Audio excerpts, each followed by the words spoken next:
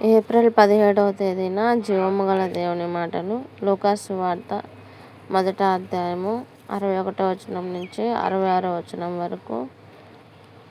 అందుకు వారు, నీ బంధువులలో ఆ పేరు గలవాడెవడునూ లేడే అని ఆమెతో చెప్పి, వానికి ఏ పేరు పెట్టగోరుచున్నావని వాని తండ్రికి సంజ్ఞలు చేసి అడిగిరి. అతడు వ్రాతపలక తెమ్మని వాని పేరు యోహానని వ్రాసెను. అందుకు వారందరూ ఆశ్చర్యపడిరి. వెంటనే అతని నోరు తెరవబడి నాలుక సడలి అతడు దేవుని స్తుతించుచు మాట్లాడసాగెను. అందును బట్టి వారి చుట్టుపట్ల కాపురమున్న వారికందరికిని భయము కలిగెను. ఆ సంగతులన్నీయు యూదయ కొండసీమలందంతటా ప్రచురమాయెను. ప్రభువు హస్తము అతనికి తోడై ఉండెను కనుక ఆ సంగతులను గూర్చి వినిన వారందరును ఈ బిడ్డ ఎలాంటి వాడగునో అని వాటిని మనస్సులో ఉంచుకొనిరి.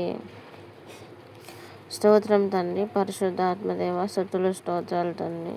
ఇదిగో నేను ఈ దినం బట్టి మీకు స్తోత్రాలు తండ్రి. మాకు ఇచ్చిన అయ్యా, మీరు మమ్మల్ని సజీవ లెక్కలో ఉంచిన మీ కృపకై మీకు స్తోత్రాలు తండ్రి. ఇదిగో నేను రాబోయే శోధన కాలంలో తండ్రి మీ బిడ్డలందరినీ కూడా కాపాడండి అయ్యా. ఏ ఒక్కరిని విడిచిపెట్టొద్దు తండ్రి. ప్రతి ఒక్కరిని పరలోక రాజ్యానికి వారసులను చేయండి. ప్రతి ఒక్కరి పేరు జీవ గ్రంథంలో లిఖించబడే కృప అనుగ్రహించండి తండ్రి. జ్ఞాపకం చేసుకోండి దేవా, జ్ఞాపకం చేసుకోండి తండ్రి.